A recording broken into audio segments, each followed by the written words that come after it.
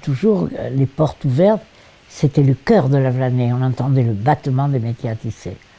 Ça, c'était le cœur. Et le jour où ça a été battu... Et puis alors, il y avait dans ces usines, enfin moi, dans celle de papa, il y avait une convivialité extraordinaire. Puis alors, les industriels faisaient construire une belle cheminée. De ces cheminées que l'on a abattues, maintenant il en reste une, chez Dumont là-haut, il en reste une. Et alors, c'était un événement.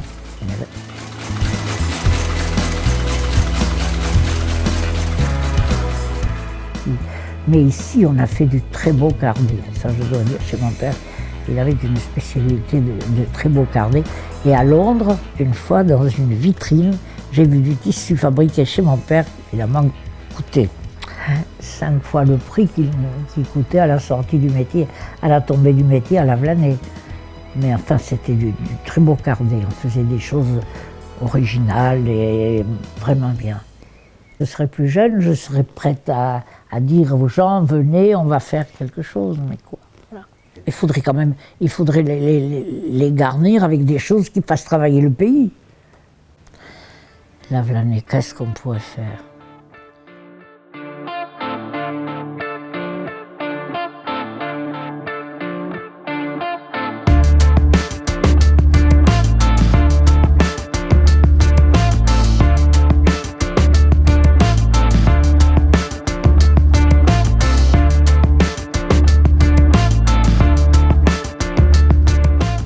Les objectifs de ce workshop, c'est je dirais de lancer une réflexion sur des projets de requalification ou d'effacement de ce qu'on appelle les friches, mais le mot friche est un terme suffisamment large pour ne pas se réduire uniquement aux bâtiments qui menacent ruine, puisqu'on a un peu tendance à l'imaginer de cette manière-là. Dans le cadre de la démarche aidée, donc appui interministériel au développement et à l'expertise en milieu rural, la DDT de l'Ariège, donc Direction départementale des territoires, organise en partenariat avec le Pays d'art et d'histoire des Pyrénées-Cathares et les 2 communautés de communes du Pays d'Olme et du Pays de Mirepoix. Un workshop, c'est un atelier de territoire sur la reconversion des friches industrielles, donc en Pyrénées-Cathares.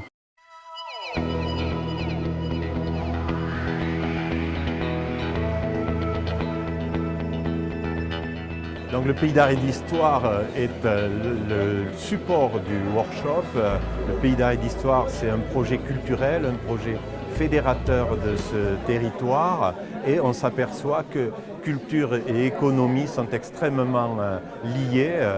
Ces friches industrielles qui sont le témoin d'un riche passé, c'est aussi de la culture, mais c'est aussi un devenir pour ce territoire.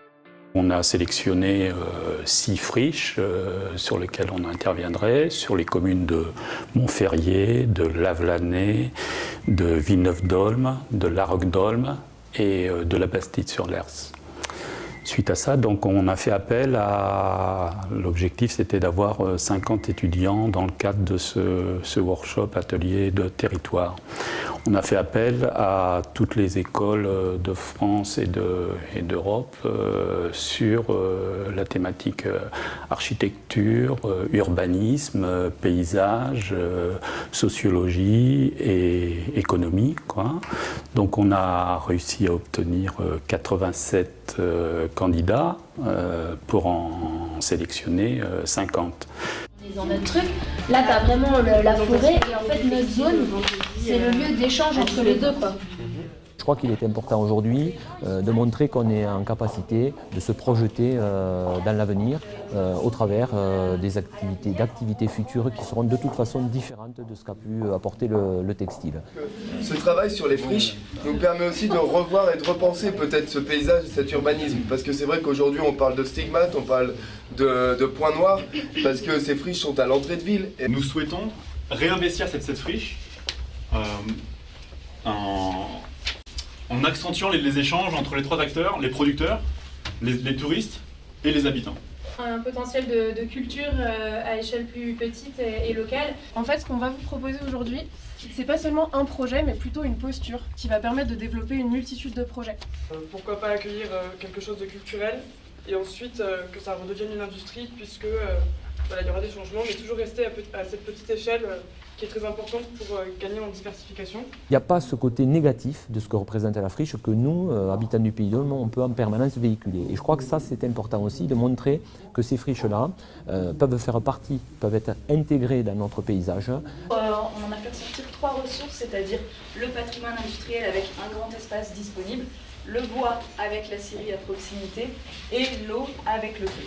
On est plus dans de la mise en réseau et de l'accompagnement de petits propriétaires et de petites échelles que dans vraiment une industrie du bois. Le premier potentiel, c'est la cheminée. Cette cheminée, c'est un signal. On la voit à une dizaine de kilomètres à la ronde, et c'est un signal, c'est ce qui montre ce que c'est que Montferrier. Justement, sur les nouvelles mobilités, on se dit que ça pourrait être intéressant de proposer une formule d'autopartage. Le projet ici il va d'abord se tourner vers les habitants pour qu'ils puissent avoir un lieu d'expression, vers les jeunes pour qu'ils puissent expérimenter eux aussi, vers les nouveaux arrivants qui viendront peut-être là avec une idée d'implanter une activité. Donc ce qu'on aimerait faire, c'est venir retravailler cette entrée et marquer la porte des montagnes. Nous sommes à l'écoute de ce que les étudiants vont pouvoir nous proposer sur ces friches qui ne demandent qu'avoir une seconde vie. Elles ont été une richesse pour ce territoire. Là, le travail qu'on fait aujourd'hui, c'est aussi pour préparer le Pays d'Aulne de demain pour nos enfants et les futurs habitants du territoire.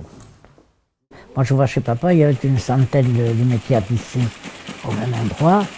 Ça claquait drôlement. Hein, Mais moi, c'était un bruit que j'aimais.